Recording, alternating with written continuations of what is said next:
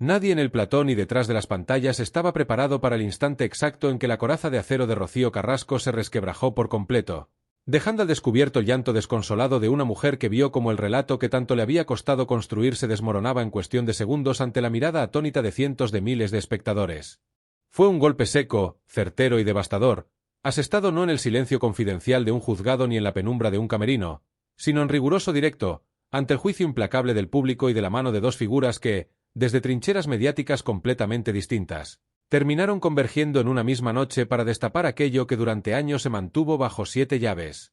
La tensión en el ambiente se podía cortar con un cristal afilado desde los primeros minutos de la emisión, pero fue cuando Rosa Villacastín tomó la palabra, respaldada por la mirada incisiva y los análisis minuciosos de Maika Vasco, cuando el tablero saltó por los aires en un estallido de revelaciones que nadie fue capaz de frenar. Para entender la magnitud del colapso emocional de la hija de la más grande, es necesario rebobinar la cinta del tiempo y situarse en el complejo escenario que la televisión y las redes sociales han venido tejiendo en los últimos años. Rocío Carrasco había sido, hasta hace relativamente poco, el eje gravitacional de una narrativa televisiva masiva, una figura que logró canalizar el debate público, dividir a un país entero y levantarse como el símbolo absoluto de una verdad indiscutible para sus seguidores. Sin embargo, en la era de la información instantánea, el poder de la televisión convencional comenzó a cruzarse de frente con la fuerza incontestable de las transmisiones en vivo a través de plataformas digitales, un terreno donde no existen los guiones preconcebidos, ni los pinganillos que dictan lo que se debe callar, ni las pausas publicitarias salvadoras que permiten recomponer la postura antes de que la cámara vuelva a encenderse. Aquella noche fatídica, la expectación era máxima. Maika Vasco, conocida por su estilo directo, analítico y sin concesiones a la corrección política, había anunciado un directo especial que prometía poner los puntos sobre las y sobre ciertos pasajes de la vida y los movimientos judiciales de Rocío. Nadie anticipaba, sin embargo, que la veterana periodista Rosa Villacastín, una de las voces más autorizadas y con mayor memoria histórica del periodismo del corazón en España, intervendría para aportar ese matiz testimonial, esa vivencia de primera mano de quien estuvo allí cuando los hechos sucedieron hace décadas y conoce al milímetro las bambalinas del clan Jurado.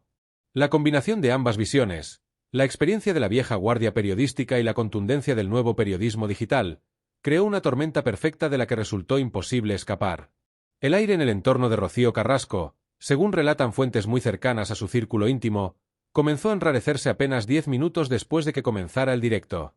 Ella, que habitualmente intenta mantenerse al margen de lo que se dice en las redes sociales por recomendación de su entorno más cercano, no pudo evitar la riada de mensajes, llamadas urgentes y alertas que comenzaron a iluminar la pantalla de su teléfono móvil. Algo gordo estaba pasando en la red. Quienes estaban con ella en esos momentos aseguran que el ambiente en la estancia cambió de manera drástica. La tranquilidad inicial dio paso a una rigidez tensa, a un silencio incómodo donde solo se escuchaba la voz rasgada que provenía del altavoz del teléfono. Rosa Villacastín, con esa pausa madurada durante más de 4 décadas en los platós más influyentes del país, no necesitó elevar la voz ni recurrir a exabruptos para soltar la primera bomba de la noche. Con la precisión de un cirujano, la periodista comenzó a desempolvar episodios del pasado que confrontaban de manera directa versiones que se habían dado por definitivas en los últimos años. Habló de fechas, de llamadas secretas, de pactos nunca desvelados con la prensa de la época y de contradicciones patentes entre lo que se decía frente a las cámaras y lo que realmente ocurría a puerta cerrada en la Casa de la Moraleja durante los momentos más difíciles de Rocío Jurado. Cada dato aportado por Villacastín no era una simple opinión, sino un testimonio vivido, sustentado en vivencias compartidas con la propia Jurado y con los protagonistas de aquella época dorada del papel Couché. Mientras la voz de Rosa retumbaba desmontando mitos consolidados, Maika Vasco tomaba el relevo con la contundencia documental que la caracteriza. Mostrando fechas, cronologías de procedimientos legales y pasajes olvidados de las hemerotecas, Maika articuló un discurso impecable que dejaba al descubierto grietas profundas en el relato oficial de Carrasco. No se trataba de un ataque visceral, sino de un desglose frío, metódico y demoledor que ponía contra las cuerdas la coherencia de decisiones judiciales, mediáticas y personales que durante años habían sido presentadas como verdades incuestionables. La interacción entre la veterana periodista y la analista digital fue adquiriendo la fuerza de un vendaval que arrastraba a su paso años de estrategia mediática.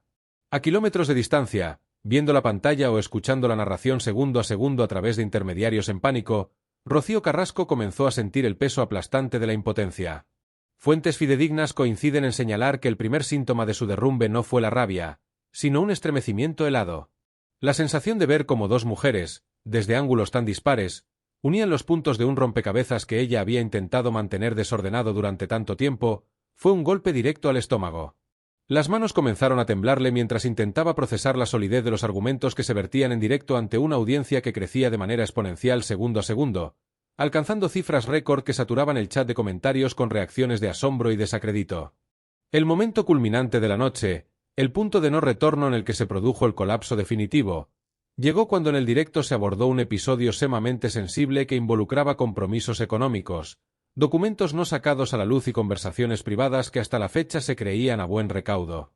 Fue ahí donde Rosa Villacastín, tirando de hemeroteca personal y de recuerdos imborrables de sus encuentros con Rocío Jurado y Pedro Carrasco, reveló una conversación inédita que desmontaba por completo la narrativa del aislamiento y la falta de apoyo de ciertos miembros familiares en momentos cruciales.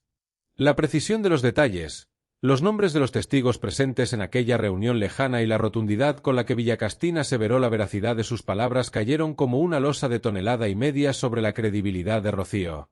Fue en ese preciso instante cuando, según afirman personas que se encontraban en la misma vivienda que Carrasco, la hija de la cantante se vino abajo por completo.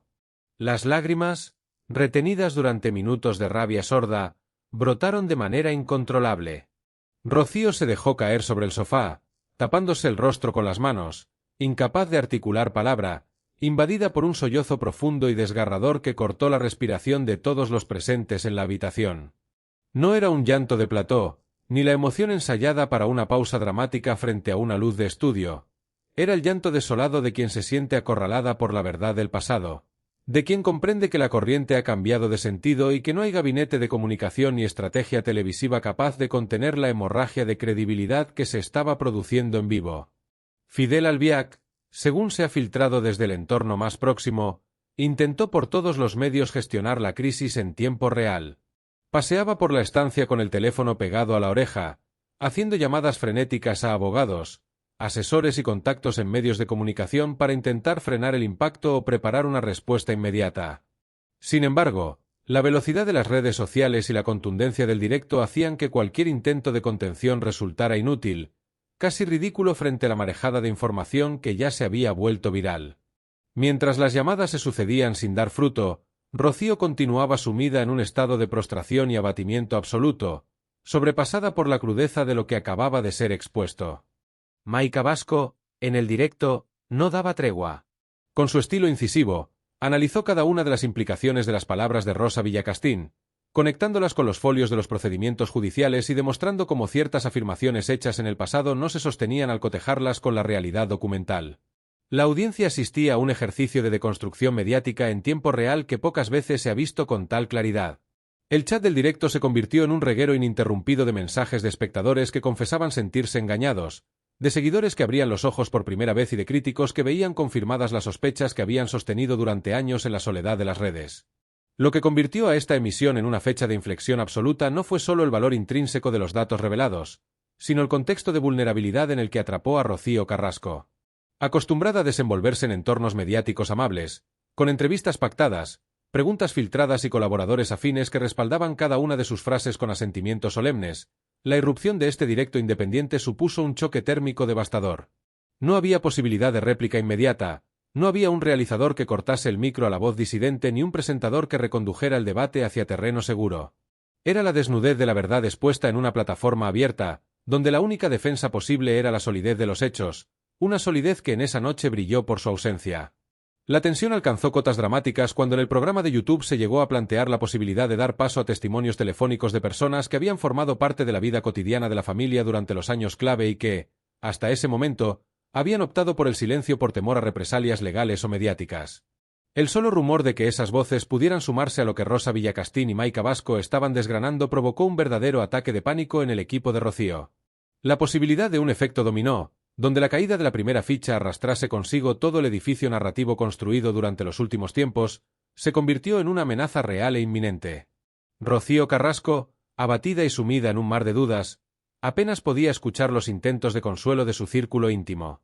La frase que, según afirman, repetía entre sollozos una y otra vez reflejaba el dolor de la traición percibida y el peso de la impotencia, la sensación de que, por más que intentase cerrar las heridas del pasado, la memoria de los testigos directos de su vida siempre estaría ahí para recordarle que la historia no se puede reescribir a la medida de los deseos de uno.